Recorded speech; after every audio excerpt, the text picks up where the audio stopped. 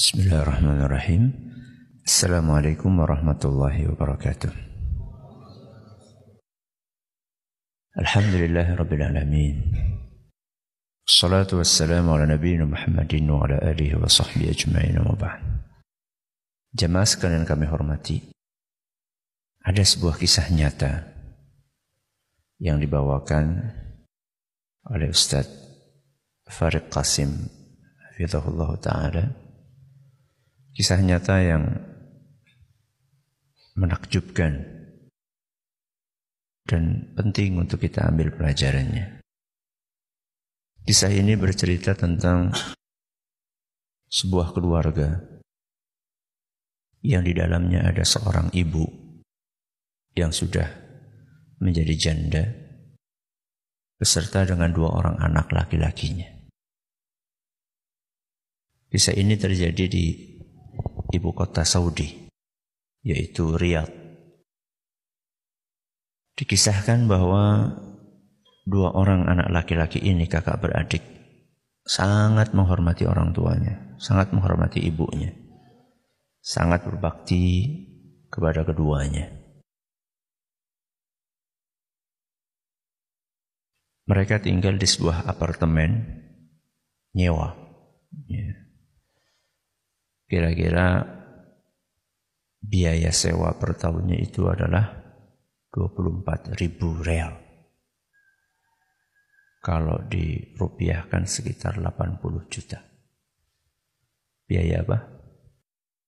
Nyewa. Ngontrak apartemen. Kakak beradik ini kerjaannya sopir taksi. Mereka berdua berusaha keras untuk nabung sedikit demi sedikit untuk membayar biaya apartemen tersebut. Siang malam mereka bekerja sampai terkumpul uang sekitar 10.000 real. Padahal kebutuhannya berapa? 24.000. 10.000 real kalau kursnya 3.800, 1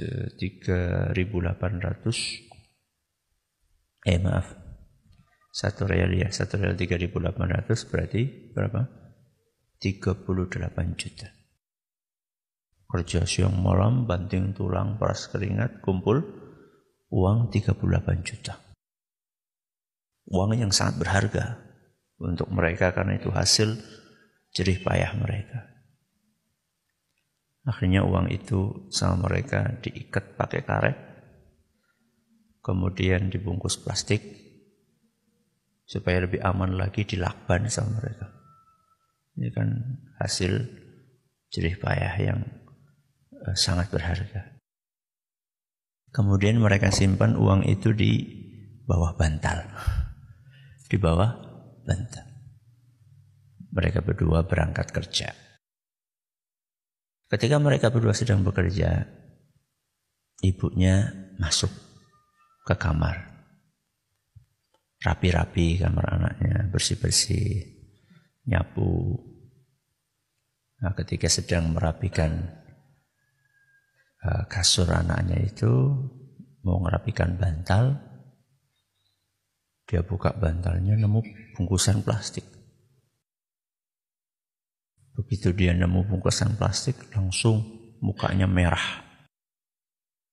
Keningnya berkerut, marah. Baru kemarin dinasehati supaya enggak main kartu. Supaya enggak main kartu, domino. Masih lagi main. Tanpa pikir panjang, ibu itu mengambil bungkusan plastik itu dan segera dibakar sama ibunya. Gak lama kemudian si bungsu datang. Begitu datang belum ngomong apa-apa langsung dimarahi habis-habisan sama ibunya. Intinya kamu itu baru dinasehati supaya tidak main kartu. Kok masih juga main kartu? Si bungsu ini bingung. Karena perasaan dia dan kakaknya ini sudah nggak main kartu lagi. Mereka main kartu kemarin sekedar untuk melepas kejenuhan. Walaupun nggak pakai uang, tapi kan seringkali main seperti itu melalaikan ya, dari hal-hal yang lebih penting. Ibadah, berbakti kepada orang tua. Maka karena anak ini merasa tidak main kartu, maka dia pun berinisiatif bertanya kepada ibunya, "Ibu, di mana menemukan kartu yang kata ibu dipakai buat main saya dan kakak saya?" Kata ibunya, "Di bawah bantal." "Terus sekarang kartunya di mana?" "Sudah ibu bakar." Maka anak itu diam. Dia langsung berkata, "Ibu, maafkan saya dan kakak. Kami berdua khilaf." Dia tidak marah. Anak itu tidak menyalahkan orang tuanya, tidak menuduh ibunya ini memfitnah dia, karena memang dia nggak main kartu sudah. Dia tidak katakan bahwa yang ibu bakar itu duit hasil kami bekerja, sama sekali tidak keluar. Anak itu, si bungsu, cuma mengatakan, "Ibu, saya minta maaf telah mengecewakan ibu." Maka emosi ibunya itu ketika anaknya minta maaf langsung turun. Ibunya melanjutkan aktivitas yang lain. Tidak lama kemudian kakaknya datang. Si adik cerita tentang kejadian yang tadi. Kakaknya langsung bertanya, "Apakah kamu jelaskan kepada ibu kita bahwa yang dibakar sama ibu itu uang hasil kerja keras kita?" "Tidak sama sekali," kata si bungsu. "Saya cuma minta maaf. Alhamdulillah ibu sudah tidak marah." Apa kata kakaknya? "Bagus. Jangan pernah membuat ibu kita sedih. Beliau sudah capek ngurus kita. Dari kita kecil. Kesalahan kita kepada ibu kita lebih banyak dibandingkan kesalahan beliau kepada kita. Kesalahan yang sengaja kita lakukan kepada ibu kita. Kesalahan yang kita sengaja kepada orang tua kita lebih banyak dibandingkan kesalahan yang tidak disengaja oleh orang tua kita kepada kita.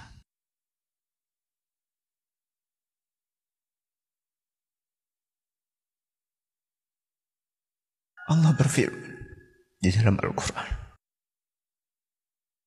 surat Al-Isra ayat 23, "Wa bil walidaini ihsana." Berbuat baiklah kepada kedua orang tua.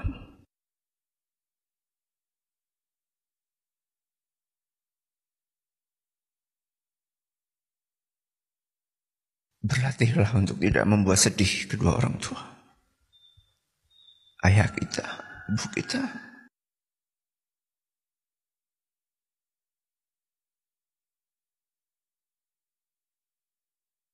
Selama itu kesalahan yang tidak disengaja, bahkan seandainya itu kesalahan yang disengaja.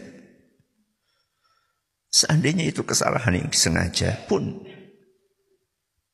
tidak ada bandingannya dengan kebaikan kedua orang tua kita kepada kita.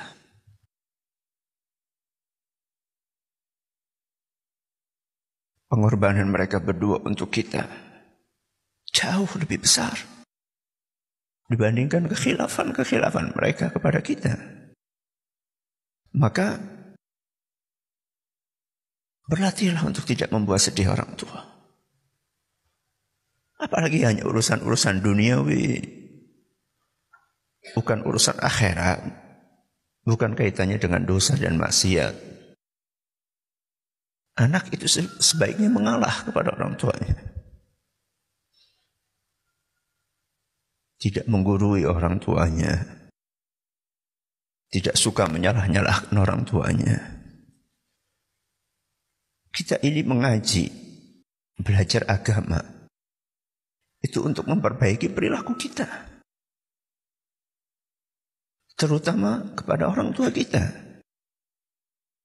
Terus apa manfaatnya ketika kita sering ngaji, akan tetapi perilaku kita kepada orang tua kita tidak berubah? Apa manfaat kita mengaji?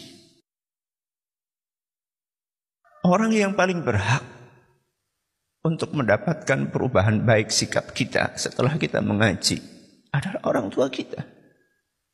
Sebelum teman kita, sebelum rekan kerja kita, mereka yang paling berhak untuk mendapatkan tutur kata kita yang halus, sopan santun kita.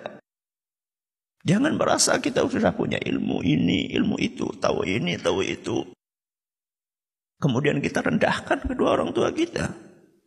Karena kita melihat orang tua kita belajarnya nggak banyak. Mereka nggak sempat belajar. Karena mereka sibuk ngurusin kita.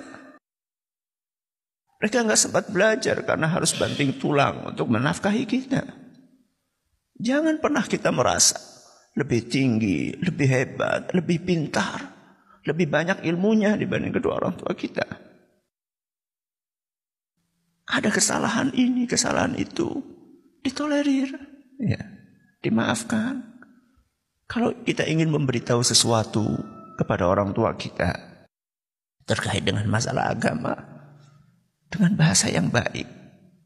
Jangan seperti seorang anak TK yang menggurui gurunya. Jangan.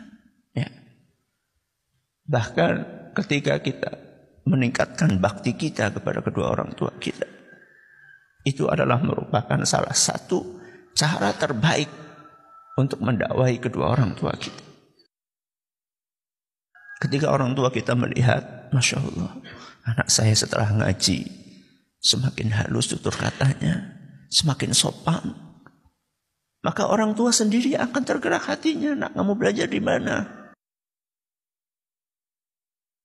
Bapak ibu pengen ikut, di mana kamu ngaji? Tapi ketika kita setelah ngaji, justru perilaku kita semakin tidak baik, semakin tidak sopan, besar kepala, sombong, angkuh. Bagaimana orang tua akan tertarik dengan ilmu yang kita pelajari, dengan dakwah yang kita ikuti, ya. Maka ingat pesan Allah Subhanahu wa taala dalam surat Al-Isra ayat 23. Wabil walidaini ihsana. Berbuat baiklah kepada kedua orang tuamu.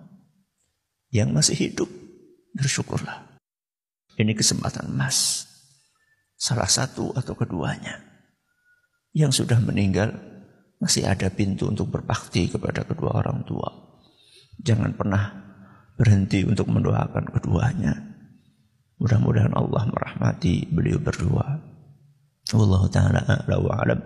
Mudah-mudahan yang sedikit ini bermanfaat. Subhanakallahumma wa bihamdika asyhadu an la ilaha illa anta astaghfiruka wa atubu ilaik. Assalamualaikum warahmatullahi wabarakatuh.